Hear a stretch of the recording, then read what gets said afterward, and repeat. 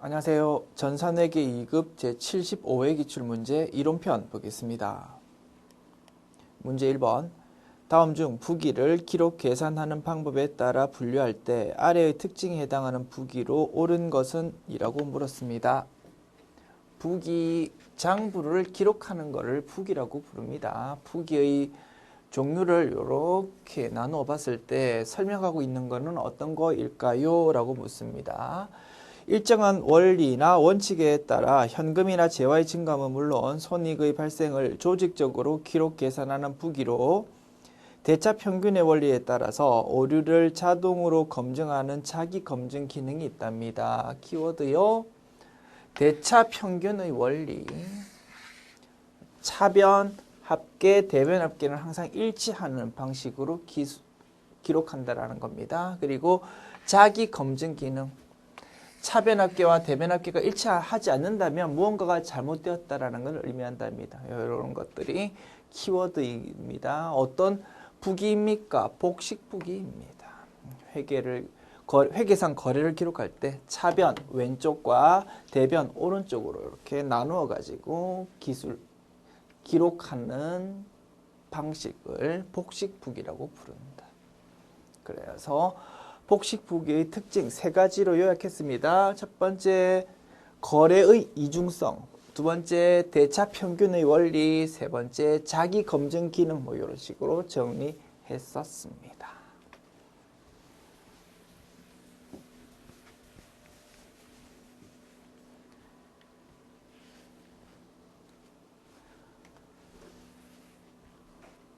문제 2번. 손익에 관한 결산 정리 중 수익의 이연에 해당하는 계정 과목은? 수익에 대해서 이연이랍니다. 선수 수익 계정 과목일 것입니다. 정답은 4번. 참고로 우리 수익의 발생, 비용의 발생, 수익의 이연, 비용의 이연이라는 계정 과목을 배웠다고 그죠? 복습해 봅시다. 선급보험료, 선급 비용을 말할 것입니다. 그죠? 요거는 비용의 이연입니다.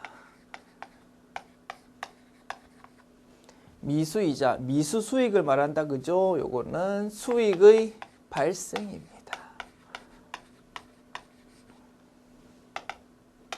미지급 비용은 비용의 발생입니다. 선수 수익은 수익의 이연입니다. 이렇게 정리할 수 있다. 매우 자주 나오는 주제이다. 그죠? 오케이.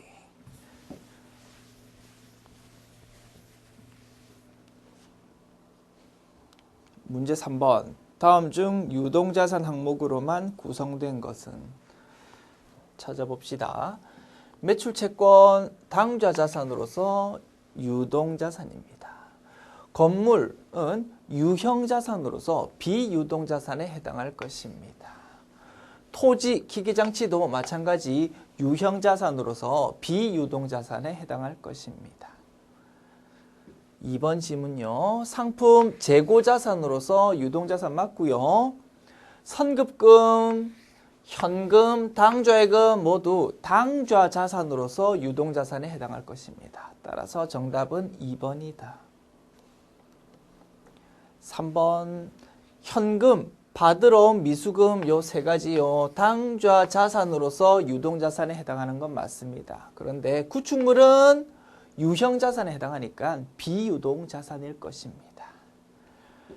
4번 매출채권, 미수이자 두 가지 당좌 자산으로서 유동자산에 해당합니다. 그런데 건물은 유형자산이니까 비유동자산일 것입니다. 투자유가증권, 유가증권을 투자 목적으로 샀다고요. 단기 투자 목적이라면 당좌자산에 해당할 거고요. 장기 투자 목적이라면 투자자산에 해당하니까 비유동자산일 겁니다. 그래서 요거는 유동자산일 수도 있고 비유동자산일 수도 있다라고 분석할 수 있겠다. 됐습니까? 그래서 정답 2번이었고요.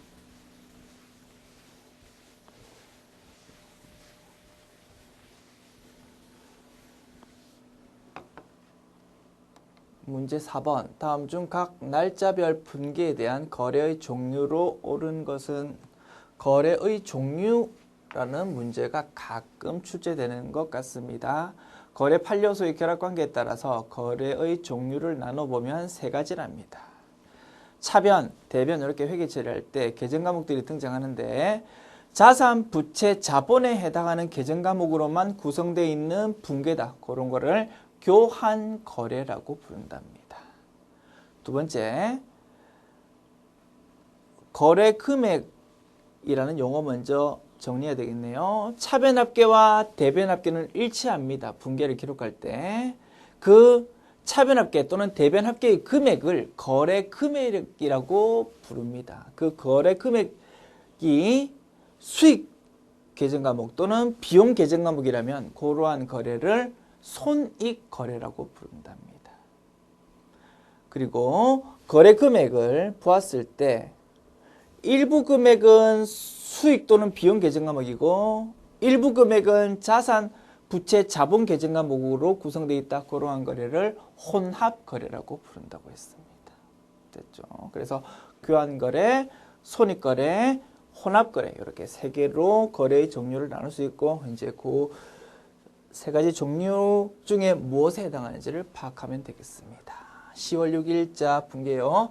대변의 현금 3,100만 원, 차변의 단기 차입금 3,000만 원, 차변의 이자 비용 100만 원이랍니다. 우리 회사가 돈을 은행에서 빌렸답니다.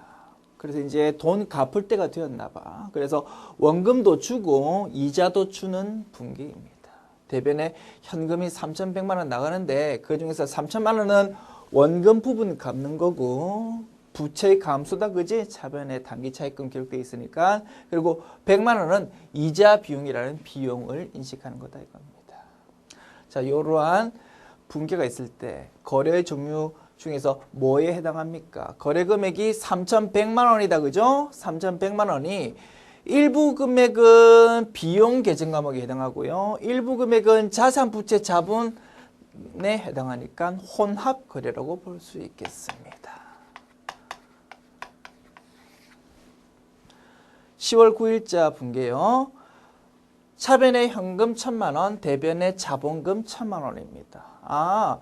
회사 주인이 회사에 자본금을 불입했구나라고 볼 수 있겠다. 그죠? 회사 입장에서 자산의 증가, 현금 1,000만 원, 대변의 자본의 증가, 자본금 1,000만 원 이렇게 기록될 거다 이겁니다. 자, 이러한 분계는 거래 종류 중에서 뭐에 해당합니까? 차변, 대변에 등장해 있는 계정 과목들 보니까 눈 씻고 찾아봐도 수익 또는 비용 계정 과목이 없다 이겁니다. 모두 자산, 부채, 자본에 해당하는 계정 과목으로만 구성되어 있는 분계다. 이런 거를 교환 거래라고 부른다고 했습니다. 됐죠? 그래서 혼합 거래, 교환 거래라고 되어 있는 것이 정답일 겁니다.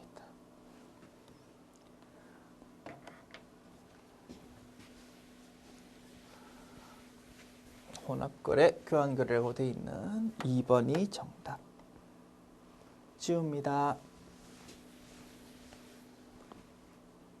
문제 5번. 다음 중 출금거래가 아닌 것은? 출금거래 의미가 뭡니까? 거래 금액이 현금으로 지급되는 게 출금거래입니다. 따라서 회계 처리해 보았을 때 대변에 현금이라고 기록되는 것이 출금거래다 이겁니다. 대변에 현금 계정 과목으로 회계 처리되는 거가 아닌 거를 찾으면 되겠습니다. 출발합시다. 1번 상품 100만 원을 매입하고 상품 대금은 지폐로 지급한다. 지폐로 지급한답니다. 대변에 현금 100만 원 기록하면 될 거 아닙니까? 차변은 당연히 상품 100만 원 기록하면 된다. 출금거래 맞고요. 2번 상품 100만 원을 매입하고 상품 대금은 자기압수표로 지급한답니다. 자기압수표 언제든지 돈으로 바꿀 수 있는 통화대용 증권입니다. 따라서 회계 처리할 때 계정 과목은 현금 계정 과목입니다. 우리가 가지고 있던 자기압수표를 주었으니까 대변에 현금이라고 기록하면 된다. 차변은 당연히 상품이고 출금거래 맞고요. 3번 상품 100만 원을 매입하고 상품 대금은 당좌 수표를 발행해서 지급했답니다. 우리 회사가 당좌 수표를 발행한다. 회계 처리 어떻게 합니까? 대변에 당좌 예금이라고 회계 처리합니다. 당좌 예금 계정 과목하고 현금 계정 과목하고 같습니까? 다릅니까? 다르지 뭐. 당연히 요 3번 분계는 출금 거래는 아니다 이겁니다. 정답은 3번. 4번 확인합시다. 상품 100만 원을 매입하고 상품 대금은 받아두었던 타인 발행 당좌 수표로 지급했답니다.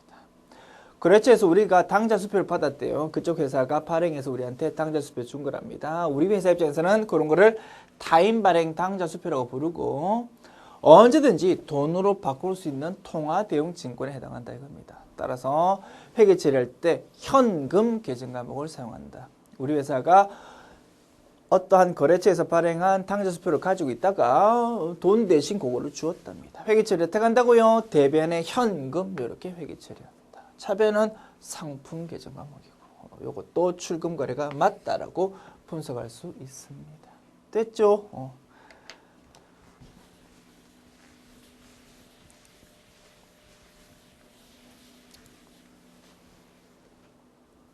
문제 6번. 다음 중 개인기업의 자본금 계정에서 처리되는 항목이 아닌 것은?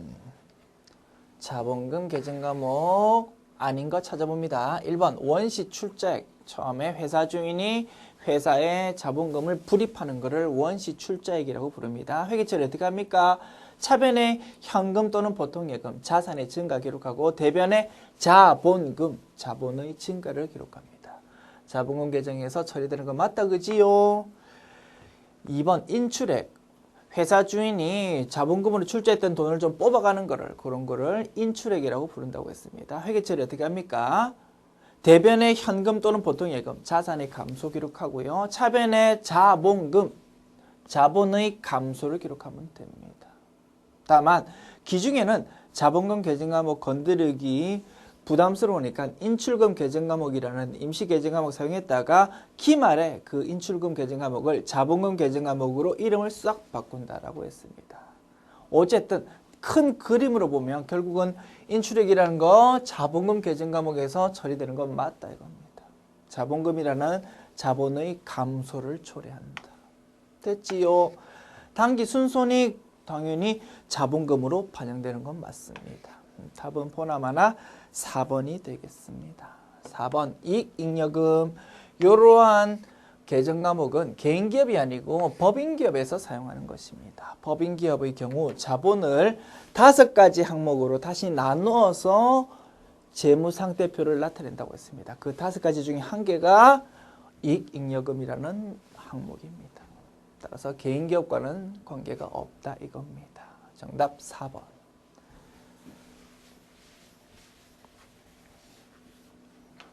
문제 7번. 청석상점은 올해 10월 15일 단기 시세 차익을 목적으로 시장성에 있는 주식회사 대성의 주식을 60만원, 액면금액 5천원이고 100주랍니다. 요거에 구입하고 수수료 만원과 함께 현금으로 지급했답니다. 이 주식을 올해 같은 해에 바로 팔아버린다 이겁니다. 11월 20일에 70만원에 전량 매각했을 경우 단기 매매 증권 처분이익은 얼마일까요? 라고 묻고 있습니다. 별표 쳐주십시오. 우리 실기편에서 단기 매매 증권의 취득에 대한 분계 문제가 굉장히 자주 나온다고 했습니다. 왜 그렇습니까? 단기 매매 증권의 취득의 회계 처리는 굉장히 특이한 예외적인 성격이 많기 때문이라고 했습니다. 첫 번째 예외는 뭡니까? 일반적으로 자산을 취득할 때 생기는 수수료, 재세금, 운반비는 어떻게 처리한다고요? 자산의 취득 부대 비용으로서 자산 계정 과목으로 회계 처리하는 것이 일반적이라고 했습니다. 그런데 딱 하나 예외가 뭐라고? 단기 매매 증권 취득할 때에 생기는 수수료만은 별도의 비용 계정 과목으로 회계 처리한다. 그것이 예외적인 성격 첫 번째고, 두 번째, 수수료 비용이라는 비용 계정 과목을 회계 처리할 때 우리 전산회계 2급에서는 전부 판매비와 관리비 계정 과목으로 회계 처리하면 되는데 그 경우만은 단기매매증권 취득할 때 생기는 수수료 비용만은 영업 외 비용으로 처리한다고 했습니다. 그것이 두 번째 예외적인 성격이라고 했습니다. 그 두 가지의 예외적인 성격이 있다 보니까 단기매매증권의 취득이 시험 문제로 자주 출제된다고 했습니다. 단기매매증권의 취득이 돼서 이번에는 실기편이 아니고 이론편으로 묻고 있는 문제입니다.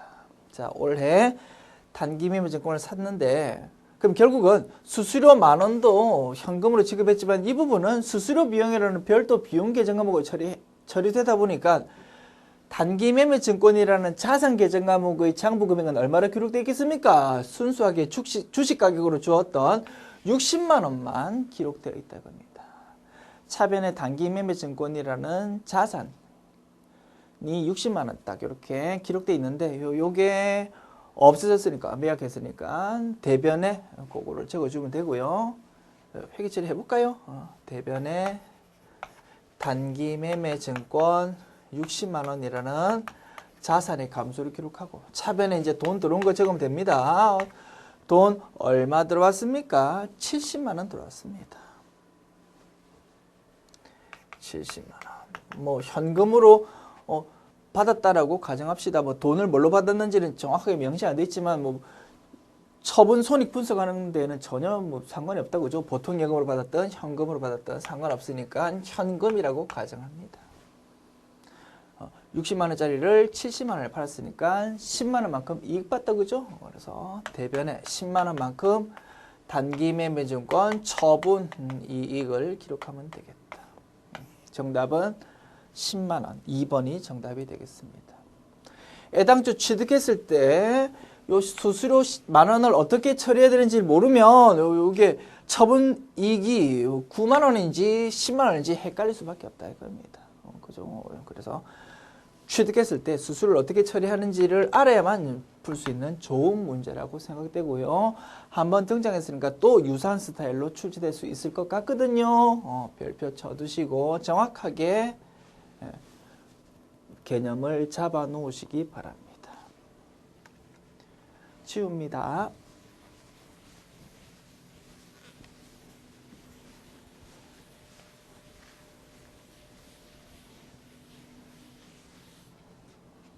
문제 8번. 다음 중 영업 외 비용 계정 과목으로만 짝지어진 것은? 재손실 영업 외 비용 맞다 그지요? 잡손실 맞습니다. 정답은 1번이 되겠습니다. 2번 가지급금이라는 것은 자산입니다. 그죠? 가수금은 부채입니다. 대손상각비는 판매비와 관리비입니다. 그리고 가수금 부채입니다. 접대비 판매비와 관리비입니다. 잡손실은 영업의 비용입니다. 이렇게 분석할 수 있다. 지웁니다.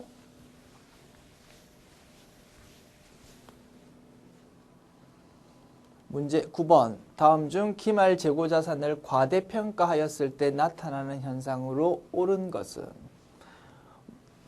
전산회계 2급에서 워낙 중요한 주제입니다. 다 아시겠지만요. 워낙 중요한 주제이니까 별표 쳐두시고 확실하게 다시 한번 개념을 정리해 봅시다. 자, 상품에 대한 총계정 원장 작성해 볼까요? 여기 적어봅니다. 상품.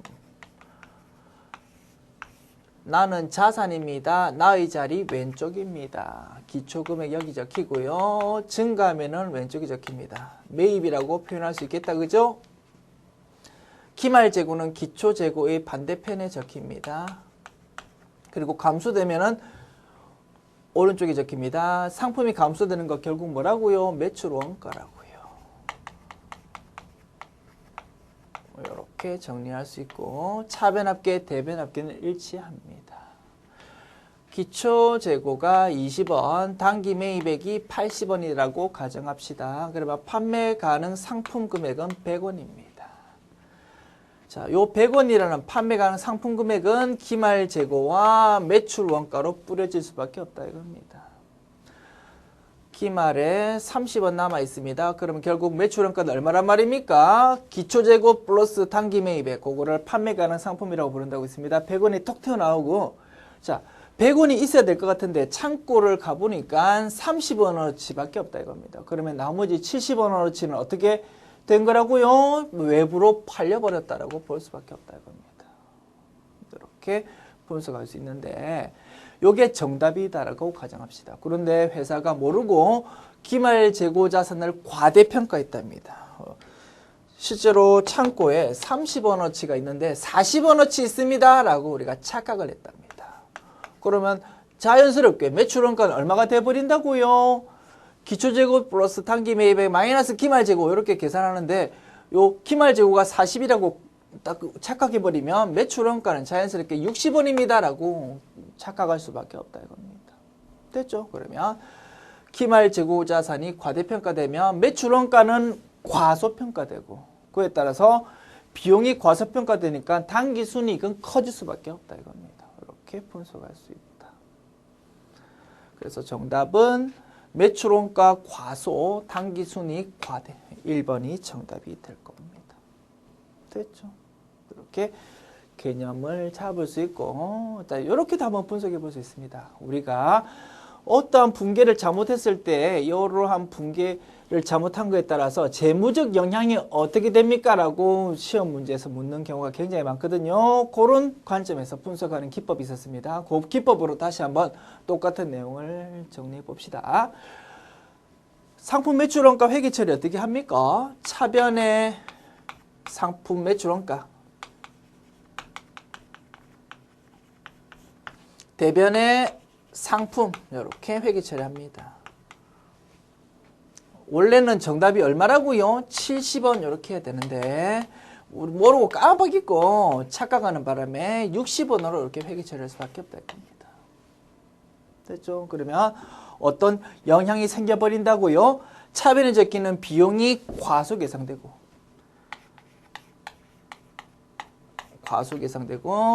자산이 70원만큼 차감돼야 되는데 자산 감소가 70원만큼 이루어져야 되는데 자산 감소가 60원만 이루어지니까 감소되는 자산이 작아지면 결국 남아있는 자산은 커질 수밖에 없다 이겁니다. 그죠? 자산은 커질 수밖에 없다 이겁니다.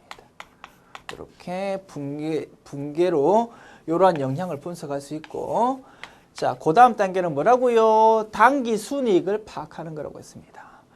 수익은 전혀 영향이 없는데 비용이 작아져 버렸다. 당기 순이익은 당연히 커지겠지 뭐. 그리고 당기 순이익 영향은 고스란히 어디로 간다고요? 자본으로 간다고 했습니다. 자본이 커질 수밖에 없다 이겁니다. 1단계 분괴를 통해서 자산, 부채, 자본, 수익, 비용의 과대 또는 과소를 파악한다. 2단계 당기 순이익 영향을 파악한다. 3단계 자본의 영향을 파악한다. 마지막 4단계는요. 재무상태표 요소만으로 요 분석이 맞는지를 확인하는 것이 마지막 단계입니다. 자, 재무상태표 요소 이쪽에 그려볼게요. 자산, 부채, 자본 이렇게 있을 때 왼쪽 합계, 오른쪽 합계는 똑같아야 된다. 그죠? 자, 자산이 커져 버렸습니다. 부채는 등장한 적이 없습니다.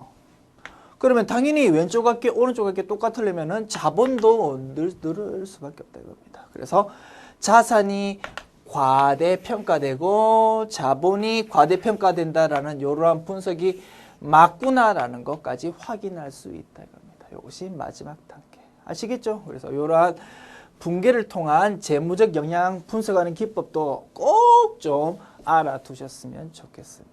아시겠지요? 됐습니다. 지웁니다.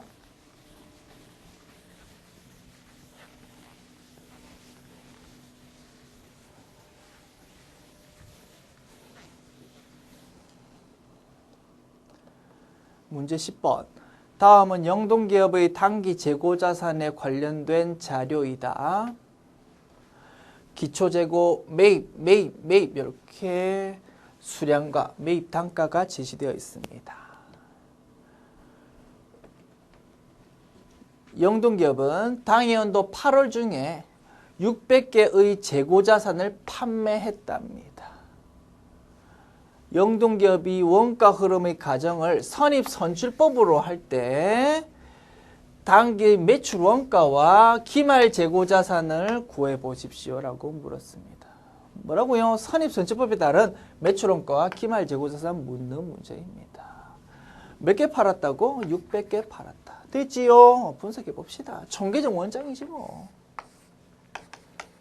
상품의 총계정 원장입니다. 자산이니까 나의 자리 왼쪽이고요. 기초, 단기 매입, 매출원가 기말 재고가 따박따박 기록될 겁니다. 수량 정보와 매입 단가 정보가 나와 있으니까요. 따박따박 채워가면서 분석하면 되겠네요. 기초 50개고 자, 조금 지면이 많이 필요하겠네. 이렇게 좀 씁시다. 50개고 단가가 500원이면 얼마입니까? 50원 곱하기 500 25,000원입니다.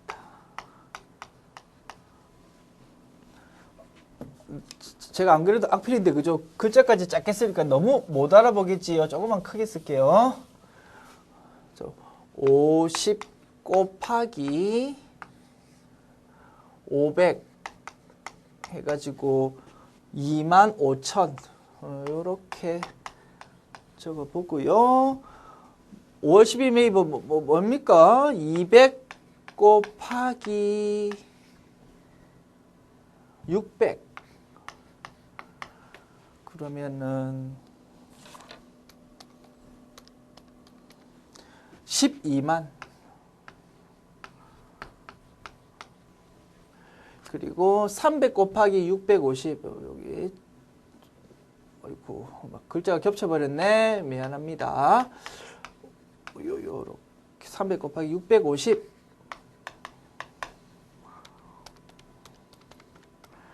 19만 5천원 나옵니다. 그리고 250 곱하기 800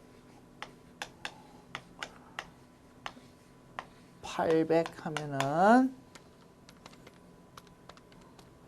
20만원 이렇게 나옵니다. 이렇게 열심히 이제 계산했다 그죠? 전부 다 합하면 되지 뭐. 그게 판매 가능 상품입니다. 25,000원 플러스 12만원 플러스 19만 5천원 플러스 20만원 플러스 이렇게 계산하면은 54만원 나옵니다. 오른쪽 학교도 당연히 54만원 나와야 되겠지. 54만원을 가지고 기말 재고와 매출 원가가 이제 나누어 먹을 겁니다. 몇 개 팔았다고요? 600개 팔았다고.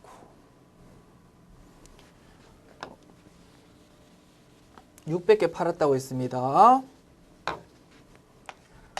그게 매출 원가가 될 거고요. 자, 수량으로 파악해 볼까요? 판매 가능 상품에 해당하는 수량은 몇 개입니까? 50 플러스 200 플러스 300 플러스 250입니다. 50 플러스 200 플러스 300 플러스 250 하면은 토탈 800개입니다. 800개. 800개. 800개 중에서 600개 팔았으면 몇 개 남았다고요? 200개 남았다고요. 선입선출법은 먼저 사온 게 먼저 팔리니까 기말에 남아있는 거는 가장 최근에 산 물건이 남아있을 겁니다. 기말 재고로. 가장 최근에 산 거 언제입니까? 마지막에 산 7월 15일이지 뭐. 7월 15일에 250개 샀는데 그 중에서 200개가 재고로 남아있다 이겁니다. 단가 얼마입니까? 800원입니다. 그럼 200개 곱하기 800원 이렇게 계산하면은 기말 재고 금액이 톡 튀어나옵니다. 얼마입니까? 200 곱하기 800 하면은 16만원. 조금 좁으니까 이쪽에 적을게요. 한 화면에 다 보이게 하려고 이렇게 하는 겁니다. 16만원이 기말 재고다 이겁니다. 54만원 가지고 기말 재고랑 매출 원가가 나눠 먹는데 그러면 매출 원가는 결국 얼마 된다고요? 열심히 계산해 보면 600개에 대해서 이제 매출 원가 구하는데 정확하게 분석하자면 50개 곱하기 500원 플러스 200개 곱하기 600원 플러스 300개 곱하기 650원 플러스 250개 중에 200개 남아있으니까 50개가 팔린 거다, 그죠? 50개 곱하기 800원, 뭐, 이렇게 계산해가지고 합계하는 게 원칙이겠지만, 우리는 판매 가능 상품 54만원 구했고, 기말 재고 16만원 구했으니까, 54만원 빼기 16만원 하면 바로 딱 매출원가가 구해질 수 있다, 이겁니다. 맞지요? 54만원 빼기 16만원 하면은, 38만 원이 계산됩니다. 그죠? 이렇게 지우고 이렇게 합시다. 600개인데 결국 열심히 계산해 보면 38만 원입니다. 이렇게 분석할 수 있는 것입니다. 그럼 정답은 38만 원, 10만 원으로 돼 있는 걸 찾으면 되겠다. 그지요? 38만 원, 16만 원으로 돼 있는 3번이 정답. 됐습니다. 그래서 간혹 이렇게 선입선출법, 뭐 평균법, 후입선출법 이런 방식의 계산 문제가 출제되기도 합니다. 됐습니다. 지울게요.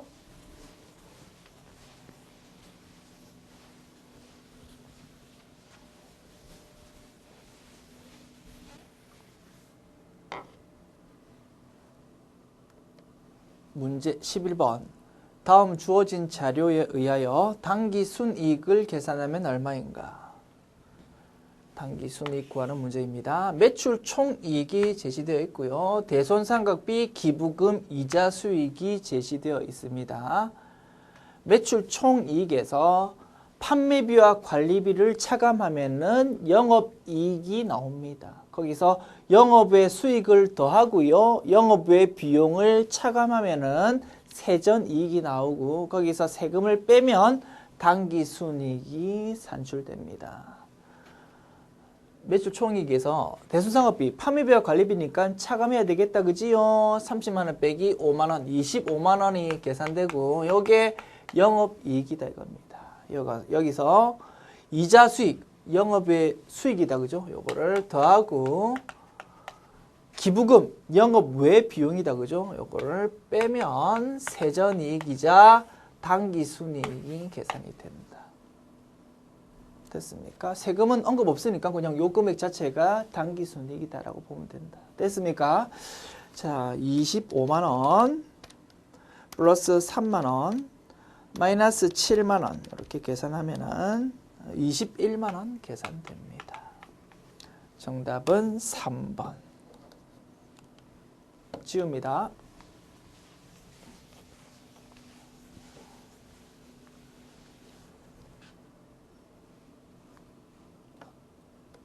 문제 12번. 다음 총계정 원장에서 당기 발생 소모품비 금액은? 자, 소모품비 계정 과목에 대한 총계정 원장이 나와 있습니다. 비용 계정 과목입니다. 기초 금액은 나의 자리는 왼쪽이다. 그죠? 기초 금액은 있다 없다? 없습니다. 0원에서 출발하고요. 당기 증가 금액은 왼쪽에 기록되고 혹시 감소되는 거 있으면 오른쪽에 기록될 겁니다. 그리고 잔액은 반드시 나의 자리인 왼쪽에 남게 될 거고 그 금액은 손익 계정을 통해서 마감이 되면서 없어지고 그 금액 수익 계정 과목, 비용 계정 과목을 합계해 가지고 당기 순이익 이제 산출이 될 거다 이겁니다. 됐죠? 자, 그러면 요 총계정 원장을 보자마자 당기 발생 소모품비 금액을 바로 알 수 있을 수밖에 없다. 소모품비 계정 과목의 기말 잔액을 묻는 것이고요. 그 금액은 결국 손익 계정으로 대체되므로 요 총계정 원장 보자마자 정답은 20만 원입니다. 라고 바로 찾을 수 있는 것이다. 정답 1번. 됐죠? 이렇게 답을 찾을 수 있고 총계정 원장이 나와 있으니까 해당 분계 내용도 하나씩 분석을 한번 해보도록 합시다. 그 이유는 뭐라고요? 우리 전산회계 2급에서 굉장히 중요한 핵심 포인트 중에 하나가 총계정 원장이 제시되어 있을 때 총계정 원장을 읽을 수가 있어야 된다는 것이 굉장히 중요한 내용이니까. 됐죠? 별표 쳐주십시오. 답 찾는 거는 여러분 다 하실 수 있겠지만 개념을 정립하는데 연습하기 위해는 좀 좋은 문제인 것 같습니다. 자, 총계정 원장을 보면서 분계를 딱딱 떠올려 봅시다. 자, 10월 1일 날 현금이라고 70만 원 차변 쪽에 소모품비 총계정 원장에 기록되어 있습니다. 분계 어떻게 되었다고요? 이쪽에 기록해 볼게요. 10월 1일 차변 소모품비 총계정 원장의 왼쪽에 70만 원이 기록되어 있다는 말은 차변에 소모품비 이렇게 회계 처리되었다라는 의미입니다. 얼마? 70만 원. 그리고 대변에 적히는 반대쪽 계정 과목이 뭐였다고요? 현금이었다 이겁니다.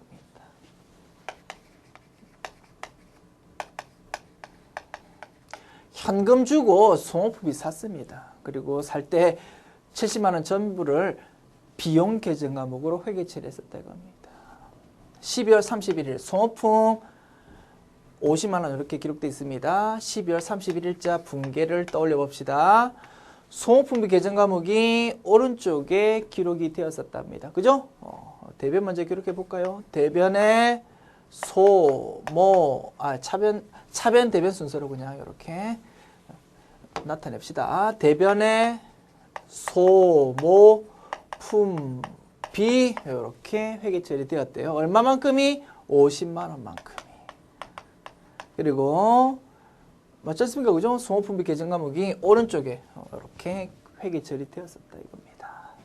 반대편인 차변 쪽 계정 과목은 뭐였다고요? 소모품이었다고.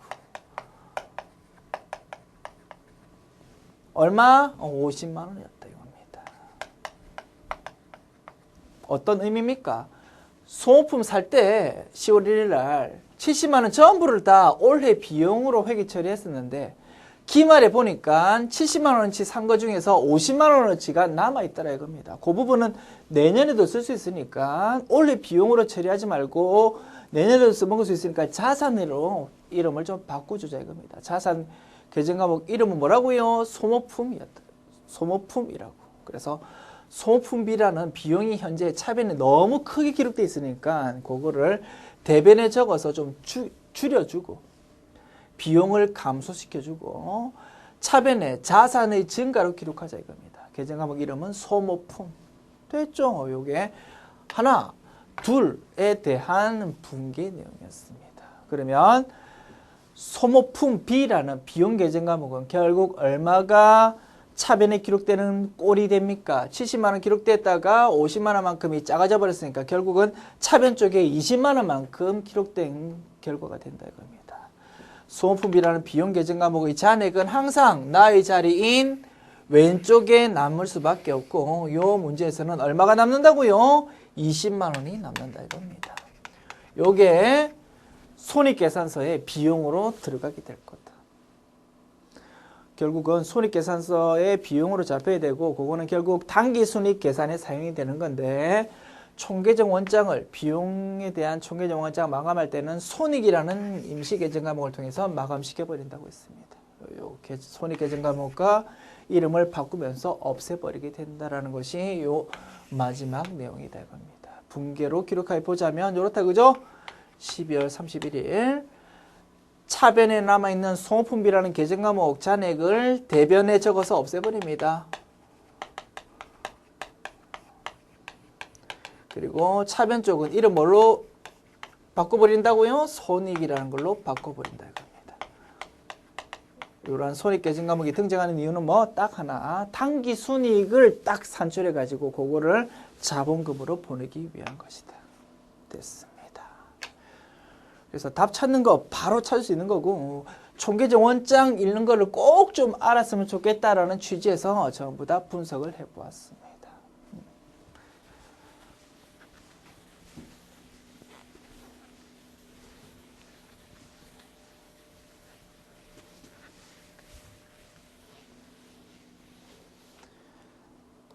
문제 13번. 아래의 자료를 토대로 재무상태표에 현금 및 현금성 자산으로 합산되어 기록되는 금액은 현금 및 현금성 자산 굉장히 자주 출제되는 주제입니다. 구성요소 3가지로 정리할 수 있었습니다.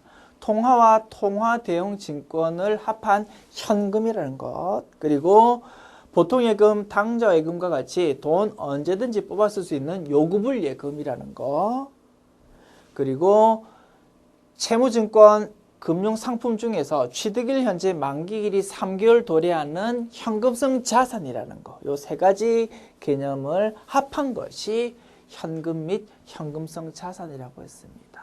해당되는 거 찾아봅시다. 현금, 해당되는 거 맞고요. 선급금 이런 거 아니다, 그죠? 외상매출금 이런 거는 매출채권이라고 부른다고 했습니다. 아니고요. 보통예금, 요구불 예금으로서 현금 및 현금성 자산이 맞습니다. 당조예금, 요구불 예금으로서 현금 및 현금성 자산이 맞다. 단기대여금 이런 거는 단기 투자 자산이라고 부르는 것이었다, 그죠? 아닙니다. 현금 및 현금성 자산은. 그래서 해당되는 거는 하나, 둘, 셋, 세 가지가 될 거고요. 금액 합계해 보면 12만 원 플러스 15만 원 플러스 18만 원 이렇게 계산하면 되고 금액은 45만 원이 되겠습니다. 정답 3번 지웁니다.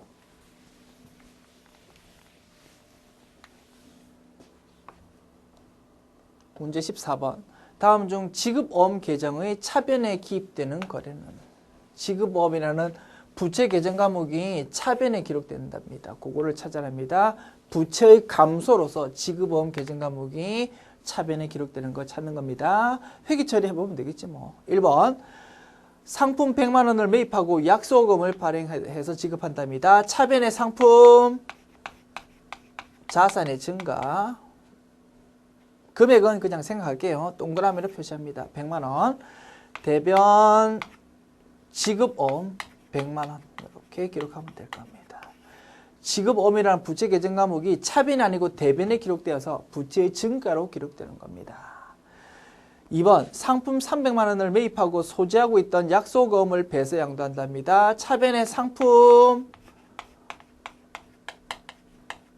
300만 원. 자산의 증가 기록되고 대변에 현금 또는 보통 예금을 주는 게 아니고 우리가 가지고 있던 어음을 배서 양도해서 준다 이겁니다. 대변에 받을 어음이라는 자산의 감소를 기록합니다.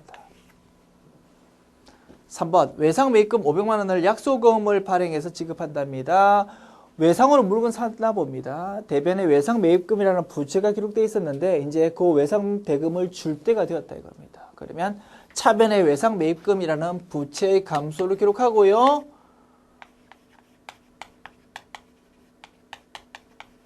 이제 돈, 현금 또는 보통 예금 주면 되는데 지금 당장 돈이 없었나 봐. 우리가 어음을 발행해서 결제했다 이겁니다. 그러면 대변에 외상 매입금이라는 부채는 차변에 기록돼서 없어지지만 대변에 또 다른 이름의 부채가 증가할 수밖에 없습니다. 뭐 어떤 겁니까? 계정과목 지급어음이지 뭐.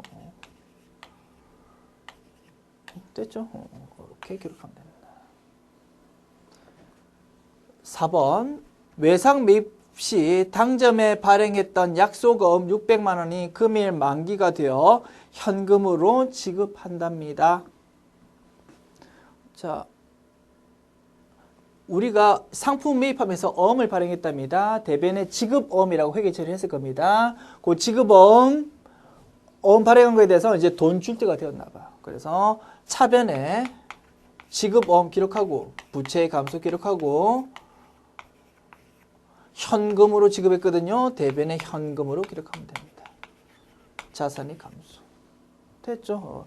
1, 2, 3, 4 거래돼서 분계를 해봤고요. 요 네 가지 분계 중에서 차변에 지급어음이라고 기록되는 분계는 4번에 대한 분계였습니다. 정답 4번 찾을 수 있다. 됐죠? 지웁니다.